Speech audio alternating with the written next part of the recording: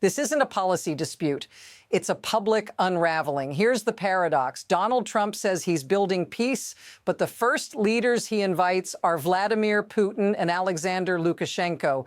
And almost immediately, other nations say no, not quietly, not diplomatically. They flat out refuse. And that should matter to you, because when global power realigns this openly, the cost never stays overseas. On camera, Trump announces what he calls a board of peace. The pitch sounds simple. But then comes the condition. Countries have to pay $1 billion to join, with the money going into a Qatari bank account. At the same time, Trump is floating threats about Greenland and openly destabilizing NATO. These aren't offhand comments. They're stacked together in public while the world is watching. And here's where the story gets uncomfortable. The backlash isn't just coming from foreign capitals. It's coming from inside Trump's own party. Republican leaders aren't defending this calmly. They're posting warnings, doing damage control interviews, and openly signaling panic. That doesn't happen unless something has already slipped out of control. Notice what isn't happening. No unified explanation, no coordinated reassurance, just scattered reactions as events move faster than the talking points. Because while attention is locked on speeches and sound bites, something else is already unfolding on the ground. And it exposes the real cost of this approach in a way no press conference can spin. This doesn't start in Syria. Syria is where it becomes visible. The core event is being sold as diplomacy, a peace board, a reshaping of alliances, strength through deal-making. But if you pull back slightly, what's happening fits a larger pattern that keeps repeating in the footage and statements you just heard. Trump signals closeness to authoritarian leaders, publicly undermines long-standing alliances, and frames personal leverage as national strategy. And each time, the response isn't stability. It's fragmentation. Look at the sequence. Russia and Belarus are invited first. Other nations decline. Trump talks about payments tied to participation. At the same time, NATO is weakened rhetorically, Greenland is floated as a target, and U.S. reliability is questioned openly on foreign television. Russian state TV, according to the clip referenced, frames this as a catastrophic blow to NATO. That's not an opinion. That's how it's being received. Now, here's the reframing question that changes the lens. If allies are backing away while adversaries are celebrating, who exactly is this strategy designed to reassure? Because while speeches dominate the news cycle, consequences don't wait. They move quietly through power vacuums and abandoned commitments. And nowhere does that gap between words and outcomes show faster than in places where U.S. support used to mean survival. That's where this escalates. Here's the claim that locks everything into place. This isn't abstract diplomacy anymore. It's already changing who gets protected and who gets erased. The evidence shows up in northern Syria. Forces tied to the current Syrian government, led by Ahmed al-Shara, formerly known as al-Golani, move against the Syrian Democratic Forces. These aren't vague militias. The SDF is the same Kurdish-led coalition that fought ISIS alongside the United States.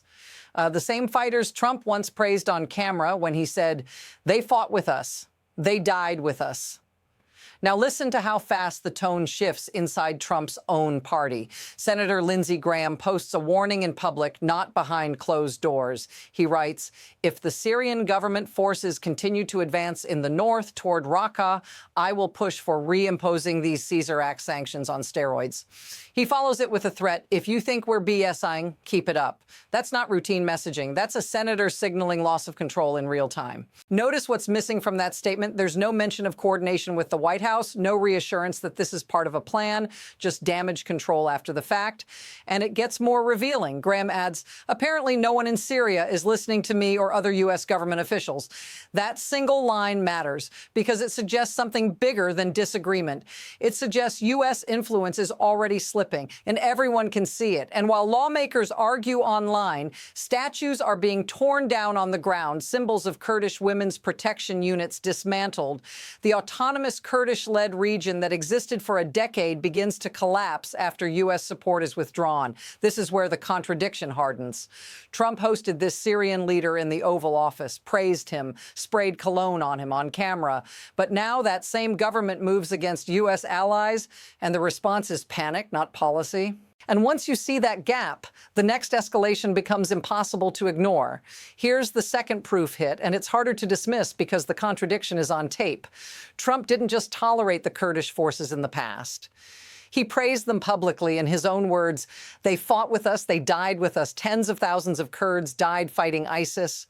He said, they're great people. We don't forget. That wasn't an offhand remark. That was a clear commitment made on camera during his first term. Now contrast that with what's happening after sanctions are lifted and alliances are reshuffled. Syrian government troops advance. The SDF is overrun. Kurdish women's units are dismantled. And the U.S. response isn't protection or intervention. It's senators posting warnings after the damage is already underway. This is the moment that changes how you see the whole thing. The same administration that once called these fighters heroes now creates the conditions where their enemies move freely. Not because of a battlefield loss, but because leverage disappeared. And notice the silence that follows. No statement explaining how this aligns with earlier promises. No acknowledgement of the cost to allies who took casualties alongside U.S. forces. Just a pivot to strength, bravado, and America first, while the people who trusted those words are left exposed. This isn't a messaging failure. It's a reversal with consequences. And once reversals like this become visible, they don't stay local. Other actors notice. Other allies recalculate. And suddenly, this isn't just about Syria anymore. Because when commitments evaporate this publicly, the next moves accelerate fast. Now the mini-crisis stack hits, and the speed is the story. First, Russian state television reacts. According to the clip referenced, commentators openly celebrate what they describe as a catastrophic blow to NATO, saying it benefits Russia directly. That's not speculation. That's how this moment is being framed inside an adversary's media ecosystem in real time. Second, the Greenland comments escalate from rhetoric into normalization. Trump floats the idea of acquiring Greenland. When asked about the threat of military force, House Speaker Mike Johnson goes on camera and says he doesn't foresee intervention, but adds we should pay attention to his words. Then comes the justification. This is chess. Strategy. Strength through bravado, not a walkback, a reframing. Third, the defense expands.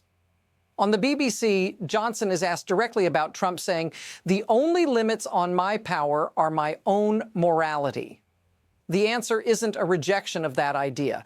It's a reassurance that America needs a strong commander-in-chief and that freedom-loving people around the world needed that.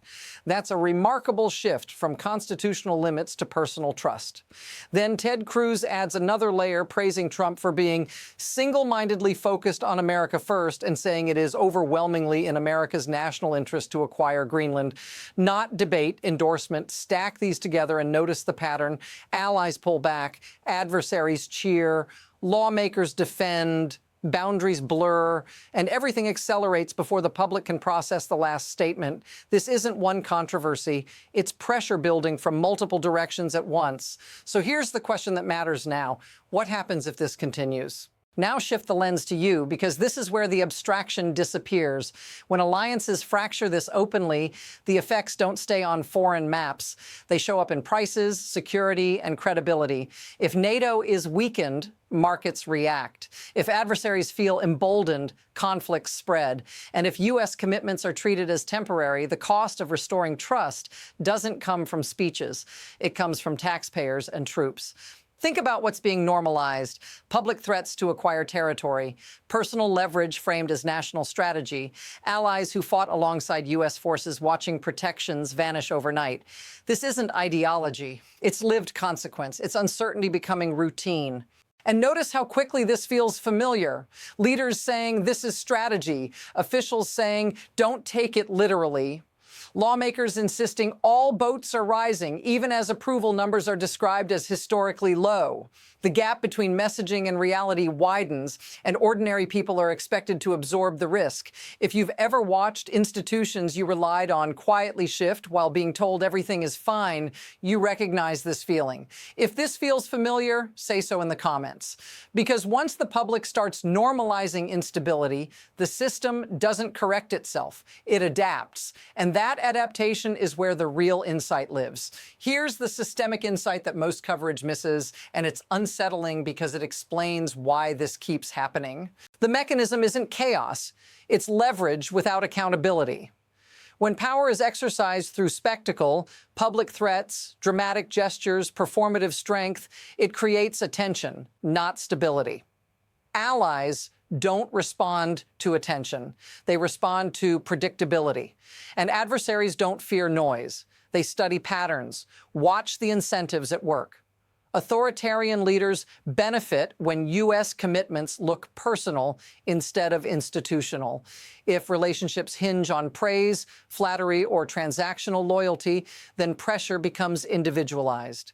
Pay here, praise there, withdraw support quietly somewhere else. The system stops operating on rules and starts operating on moods. That's why Russian television celebrates NATO weakening. That's why Syrian forces move when U.S. backing fades. That's why Republican leaders are forced into public reassurance instead of private coordination. The guardrails aren't debated, they're bypassed. And here's the part that should linger. When lawmakers defend this by saying it's chess or it's bravado, they're admitting the real trade-off. Short-term dominance over long-term trust, optics over structure, control over consent. This doesn't require a conspiracy. It only requires incentives that reward spectacle and punish restraint. Once that balance flips, escalation becomes the default setting. And when systems reach that point, the future stops being planned, it starts forming on its own. Now look ahead because the next phase is already taking shape. There are two paths forming, and neither is theoretical. One path is consolidation. Trump continues framing power as personal leverage, allies hedge, adversaries test limits. Republican leaders keep defending each move after it happens, not before. In this version, escalation becomes normalized. Each shock needs a bigger one to hold attention. The system holds, but only by stretching thinner every time. The other path is resistance from within the system. Congressional hearings like the ones Lindsey Graham hinted at, sanctions reimposed, allies coordinating around the U.S. instead of through it. Not a dramatic rupture, but a slow recalibration where America is still present, just no longer central. Influence fades without a single announcement. What makes this moment volatile is that both paths can unfold at once. Public bravado paired with private constraint. Loud dominance paired with quiet erosion. That's why reactions look scattered instead of unified. Everyone is moving, but not in the same direction. And here's the detail that should keep you watching. Decisions made now don't lock in outcomes immediately. They set momentum, and momentum is already pulling forward, regardless of who's speaking at the podium, because the final question isn't whether this strategy works today, it's what it trains the world to expect next. Here's the insight that ties all of this together. This isn't a story about one comment, one meeting, or one policy. It's about what happens when power stops pretending to be predictable, when commitments become conditional, when strength is measured by attention instead of outcomes. Trump says he's building peace, but peace built on spectacle doesn't stabilize systems. It destabilizes expectations. Allies stop trusting. Adversaries stop hesitating. Lawmakers stop setting boundaries and start explaining them away. And once that shift becomes visible, it doesn't reverse easily. Reframe the entire story in one sentence. When the rules feel optional at the top, everyone below starts playing defensively. That's why this moment matters more than any single headline, because the next move won't be announced with a microphone. It will show up as another recalculation, another withdrawal, another escalation that suddenly feels inevitable. And if you want to understand where this is heading, not just react to it, this is the layer most people never get to see. Follow and subscribe for continued analysis because the next chapter of this story is already forming, whether anyone admits it or not.